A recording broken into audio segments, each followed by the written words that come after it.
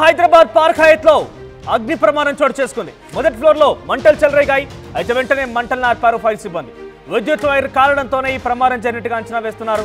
Park Hayath హోటల్లోనే ప్రస్తుతం SRH team అక్కడే బస చేస్తోంది.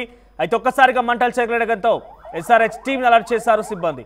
సో ప్రస్తుతం అక్కడ మీరు దృశ్యాలు చూస్తున్నారు చూడండి. ఫస్ట్ ఫ్లోర్ లో మొత్తం పెద్ద ఎత్తున మంటలు దట్టమైన పొగలు కమ్ముకున్నాయి.